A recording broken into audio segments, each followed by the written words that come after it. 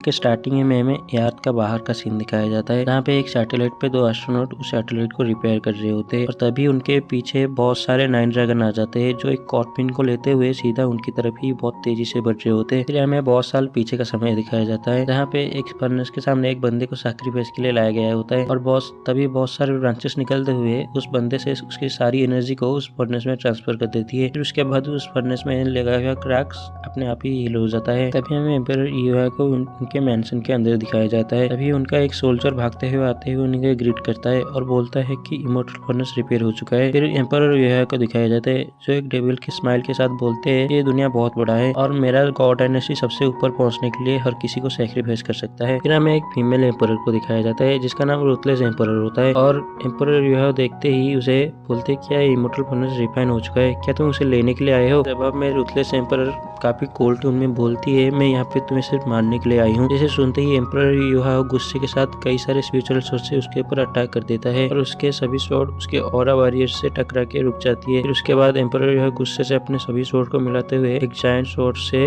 उसके ऊपर अटैक करता है, मगर रूथलेस के एम्परर के ऑरा प्रेशर को बढ़ाते हुए उसके जायंट सोर्ड को तोड़ते हुए उसे बहुत पीछे कर देती है और फिर गुस्से से अपने मेंशन के चारों तरफ मौजूद ड्रैगन स्ट्रच में से कई सारे स्पिरिचुअल ड्रैगन को समन करते हुए उसके ऊपर अटैक कर देता है, जहाँ पर वो फीमेल एम्परर उन सभी अटैक को डॉज करते हुए सीधा आसमान में चली जाती है और एक ही अटैक के साथ उन सभी ड्रैगन को डिस्ट्रॉय कर देती है। जहाँ पे वो अटैक सीधा एम्परर यूहा को लगता है और वो मरने से पहले उसे पूछता है कि तुम ये सब क्यों कर रही हो। जहाँ पे रूथलेस एम्परर बोलती है कि मेरे भाई को मारने के लिए आज तुम यहाँ पे मरने वाले हो। फिर हमें फ्लैशबैक में एक छोटी बच्ची और उसका भाई को दिखाया जाता है, जहाँ पे उसका बड़ा भाई उसके हाथ में एक मास्क देता है। फिर एक और सीन में हमें उस छोटी बच्ची के भाई को 2 गार्ड के साथ जाते हुए दिखाया जाता है, जहाँ पे उस छोटी बच्ची रोते हुए अपने भाई को ना जाने के लिए बोल रही होती है और उसका भाई जल्दी वापस लौटूगा बोल के चला जाता है। फिर हमें उसके भाई को दिखाया जाता है जहाँ पे उसको भी वही फर्नेस के लिए सैक्रिफाइस किया जा रहा होता है और उसका भाई अपने आप से ही बोल रहा होता है मैं यहाँ पे नहीं मर सकता, मेरी छोटी बहन मेरा घर पे इंतजार कर रही होगी। फिर हमें एम्परर रूथलेस को दिखाया जाता है जो अपने भाई को याद करते हुए काफी इमोशनल हो जाती है और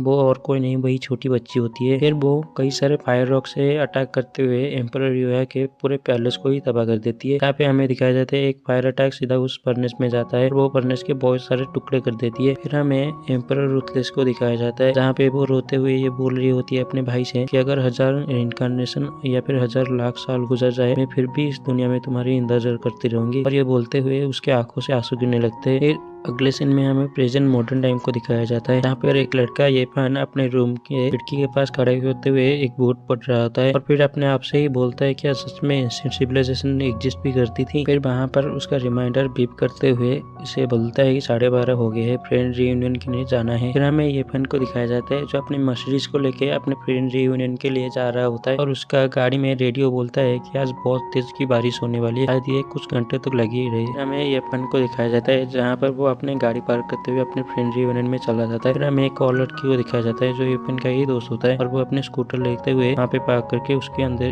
उसके पीछे पीछे चला जाता है। फिर हमें फ्रेंड यूनियन के पार्टी के अंदर दिखाया जाता है जहाँ पे उसके सभी दोस्त आपस में एंजॉय कर रहे होते हैं, जहाँ पे लुओ और उसके कई सारे चंचे होते हैं और एपन का एक और दोस्त लिन और उसके पास एक और लड़का खड़ा होता है जो एपन का दोस्त होता है। फिर एपन पार्टी के अंदर एंट्री करता है जहाँ पे उसे देखते ही लिन उसके जाके क्लास लीडर बोलते हुए उसको वेलकम करती है। फिर लुओ उसे ताना मारते हुए कहता है कि मुझे तो लगता था सीओमैन से रिजेक्ट होने के बाद येपन कभी अपना मुंह नहीं दिखाएगा। फिर हमें येपन को वही दोस्त को दिखाया जाता है जो स्कूटर पे आया था और वो आते ही सीधा येपन से पूछता है क्लास लीडर येपन क्या वो जो बाहर जो मर्सिडीज की गाड़ी है वो आपकी है। सुनते ही लुओफन उसे फिर से ताना मारते हुए कहता है कि ऐसे भी लोग होते हैं जो लग्जरी गाड़ी को दिखाने के लिए बस रेंट पे लेना चाहते हैं। जिसे सुनते ही येपन उन सबको इग्नोर कर देता है और तभी हमें येपन के एक और दोस्त सियोमैन और उसके साथ एक और लड़की को दिखाया जाता है जहाँ पे सियोमैन उन सबको बताती है मेरा दोस्त एक केड है, जहाँ पे लीन उन सबको वेलकम करती है और वो सभी पार्टी को एंजॉय करने लगते हैं। फिर अगले सीन में हमें उन्हीं 9 ड्रैगन को दिखाया जाता है जो उस सैटेलाइट से टकराते हुए उसे पूरे डिस्ट्रॉय कर देते और वो उसे डिस्ट्रॉय करते सीधा याद की तरफ ही बढ़ रहे होते। फिर हमें अगले सीन में येपन और उसके सभी दोस्तों को दिखाया जाता है जो वहाँ पे न्यूज पे देख रहे होते कि बहुत बारिश के साथ तूफान भी आने वाला है, इसलिए वो सभी अपने अपने घर निकलने के लिए तैयार हो जाते हैं। तभी लुओ लिन को भी अपने साथ चलने के लिए इनवाइट कर देता है, जिसे सुनते ही लिन भी उसे येवन से जाते हुए बोलते हुए उसके साथ चल जाती है और कई सारे